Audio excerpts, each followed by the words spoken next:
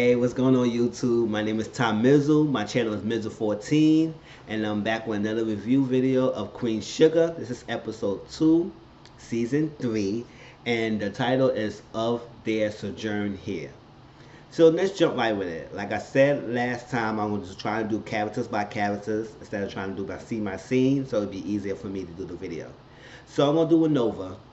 So in the beginning, Nova went to her front door, pick up her newspaper that she always get, and she was flipping through it to see her articles there. Remember, she has a new she works for a newspaper. She write articles. She's like a author, a writer. So when she looking through it, she finally found the article, but it wasn't her article. It was an article that's saying that Florida black teens cause her trouble, not the article that she wrote with them. That was different.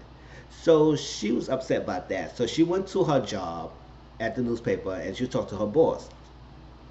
And she was upset that why her article got axed and why it was not in the newspaper. And he said that her newspaper, her article was too much. They called her the black identity extremist. She needs to really calm down a little bit. She needs to take some time to stay low, because the advertising feel like it's putting too much heat since her last article. So her boss told her she needs to stay back and stay low for now and everything. So she didn't like that at all. She said, "Why advertising have to do with my forcing my opinions and doing what she got to do for the article?" But he said they making big money now, and once anything now may affect them, may affect their business opportunity. Her job basically. So he told her to lay low for a couple of days and everything and then come back, whatever. So she went to see her friends, a group of friends, and they were talking and everything, and they had a little chat conversation and everything, and she mentioned that she want to quit her job and focus on her book. So some of them was apprehensive about that, and some of them was very supportive and was giving her advice and saying that it's good that you jump in the leap of faith. Go do it, because you never know. Like, you don't want to come back and say, "Oh, I regret doing this. I shouldn't have done this." And you don't want to get older thinking back later and say, "Wow, I should have just leaped of faith. I would never knew." And she feared. They say, "Don't be fearful and do it. You never know. It may do good." And they say, "What about it doesn't do good?" That's another possibility. But you want to never know if that will happen if you never take that faith and leap of faith and doing it in the first place. It may succeed, it may fail, but what's the heart of trying it? I guess that's what one of her friends was telling her. And the other friends were telling her, it's like, you know what? You could work on the book, but still secure your job. Like, do that and work on it until it did come better. If this succeed, and then you move on. But you don't want to lose that stability that you have. So they came together, hold hand, and they say, "You know what? Whatever decision you make, Nova, we will support you." And that's good friends at the end. They give you advice, but at the same time, at the end of the day, they will support you whatever decision you make. So she's thinking about that stuff. So later on, she heard something like close to the last episode, last scene before the episode ended. She heard Avi say something, and I'm going to talk more about Avi later on in this video. She heard Avi say something that it was her time. She don't want to be sidetracked. She don't want to see sidekicks. She wants to be sidelined. It's her time. This is her time to do it. She's been all this time to do waiting for her opportunity. Now her opportunity to get here. She does not want to be defeated. So Nova heard that, and she felt that is a wake-up call for her. And so, you know what? I will take that, what Vi said. So before she went back to her job, she called her job earlier and told her boss that she want to come back to work a few days. She called her assistant of the job and want to come back to work for a few days, and we're going to talk about a new article. So when she met up with her boss was saying, "Glad you came back," and everything. We talk about an article and also about this and that. She said, "You know what? I have a different idea." She put out an envelope. It was just a show, but it looked like it's loose that she gave her a resignation of the job. Like, she gave her 2-week notice. She gonna be leaving, and I guess she gonna be working on her book. So I'm proud of Nova. I wish that she succeed. She put a lot of work on this book, and it'd be great as a woman, great woman that she is. Now, Ralph Angel. So Ralph Angel was talking on the phone earlier. Blue was running around throwing stuff at Ralph Angel. Ralph Angel was getting upset. He said, "Stop, Blue," and Blue didn't want to stop and everything. So he got off the phone and he got a knock on the door. He opened the door and then it was a parole officer that came and did an unannounced visit. I guess they do that sometimes when they pop up anytime and make sure you home at the time you're supposed to be home. So Ralph Angel said, "It's okay, it's okay." So the parole officer gave him news. He said he wanted to put an application for Ralph Angel to get off his parole earlier than expected because I think he has a year left. And he said if he put the application in, he could get him off the parole in 3 months. So he asked Ralph Angel, "Will you be interested in doing that?" Ralph Angel said, "Hell yeah, motherfucker, I'll be interested in doing that." So like that, good. Ralph Angel said, "What can I do and what I need to do?" So this is what his parole officer brought about. He said, "There's a couple of guys that's um, getting out of jail and they need a fresh start." He overheard, I guess he heard Ralph Angel talk on the phone, or he know that Ralph Angel's hiring people for his farm or whatever he's working at, and he hiring. So the guy said, he said it would be a great opportunity that you will give these people a job because they can look up to you and say that because you have examples because you made it, they can make it too. So Ralph Angel was sitting there, he's processing in his head whether he should do it because they are cons. And he said they've been in jail for no like major offense. They've been in jail for minor offense, so they're getting out and they need a fresh start. Can you help them? So I guess that's a stipulation, or I don't know if it's a stipulation that put on him getting that application done early, or that was a suggestion of a good faith in helping his application, which that will be good. So let's go. Look at my notes. Sorry, y'all. Yeah, major with that. So Ralph Angel, Hollywood, and Blue went shopping. Hollywood got this money in the mail. It was his check, settlement check and everything that he got. And he wanted to celebrate with Unvi, but Unvi said, "No, we could do this later. We got stuff to do, and I have whole business. She know how business a pie she got to make. I will talk about that later." And so I guess he went out shopping. He was trying on a jacket to a suit and everything. And Blue saw some sneakers. Blue picked up the sneakers and he asked Uncle Hollywood, "Can he get a sneaker? Get a pair of sneakers?" Uncle Hollywood said, "Yeah, you could get that. You could get another pair." So Blue was happy. He said, "Oh, great, he's good." But instead of getting another pair, Blue was picking up a lot of sneakers up and up and up. So Ralph Angel said, "Blue, put the shoes back." Blue said, "No." It's like he said, "I could get this." I could get that. He was holding on. He was not getting let go of the sneakers. Ralph Angel said, "Blue, I told you to put it back." So he was getting agitated. He said, "I told him, put it back, put it back." Hollywood said that it's okay. It's okay. I can get him for them. And he said, "No, no. He gotta understand. He gotta listen to me and everything." So he was getting over Blue face, and he was snatching the sneakers out of Blue. And security guard, a black security guard, was looking at Ralph Angel like he gonna do something. I said, "Mind your business." I said, "Calm down." Like I wish Ralph Angel told that motherfucker, said, "Mind your motherfucking business. I'm hitting my child." Shit. God, he was looking at Ralph Angel like he gonna do something. I was saying, first of all, black people discipline their child. He can't come around acting disrespectful and everything. So Hollywood said, "It's good, it's okay, okay." He just viewed the situation before the security guard asked. He said, "It's okay, we're gonna leave." So they went to leave and everything, all that stuff. So it wasn't much of Ralph Angel. Oh yes, Charlie invited Ralph Angel to go out to a drink and everything because they needed a drink. Oh, I think Ralph Angel invited Charlie for a drink and everything. They went out, so they went out like a little club and they was talking. And I guess Charlie was talking about her plan. I'll talk about Charlie more later. And she talked about her plan and how's everything going, and he was listening and all that stuff. But he expressed concerns. He said, "Yes, I have Blue and everything. I'm dealing with it, but he don't know if he could really be good." It's like a lot of parents have. It's like they have this child. They know they're doing the best that they can, but they feel like if they good enough, are they good enough? And he feel like he gonna be a disappointment to Blue, and whether he should continue raising Blue. So Charlie reassured him, he said, "You doing a great job. Don't worry about it. It's natural. You gonna be good. You're a good father. You good to that boy, and he can come around."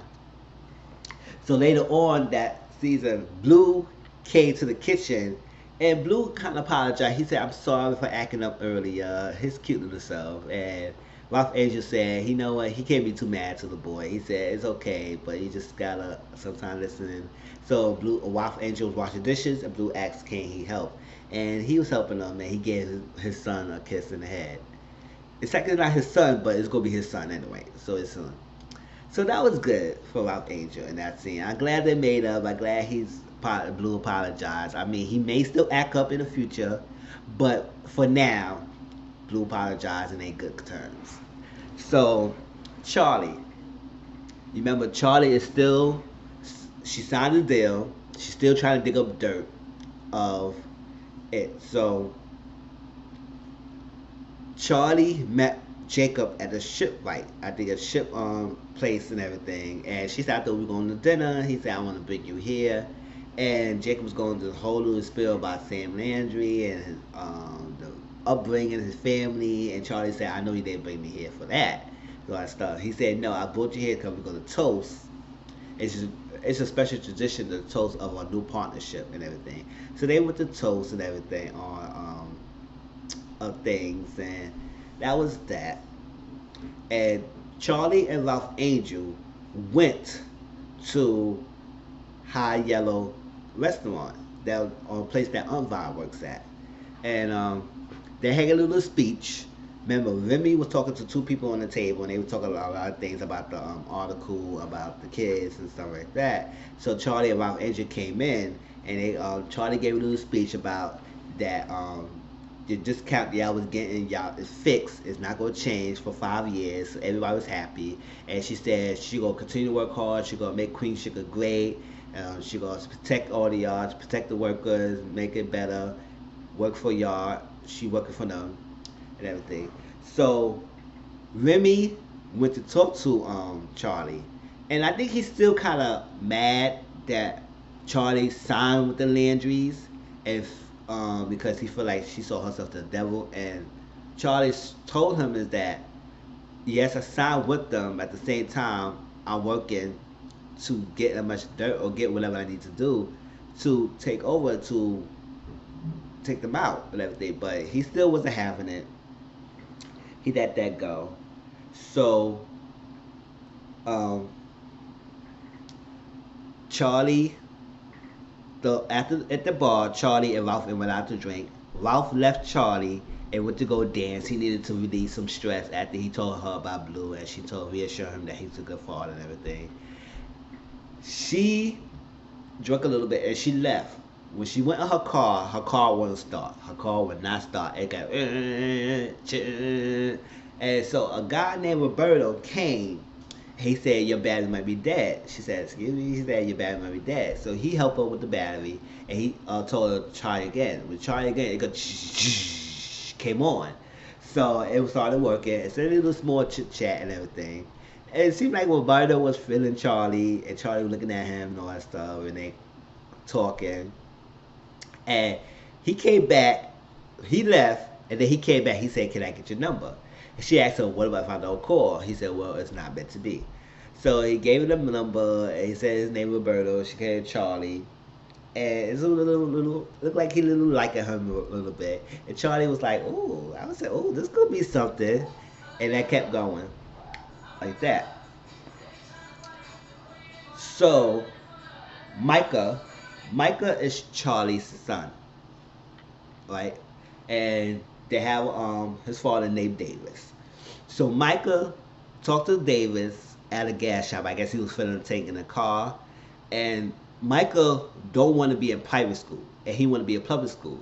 So Davis was like, "I don't have no problem, but it's gonna be hard convincing your mother and going like that. So it needs to be both of us to make the decision. Yeah.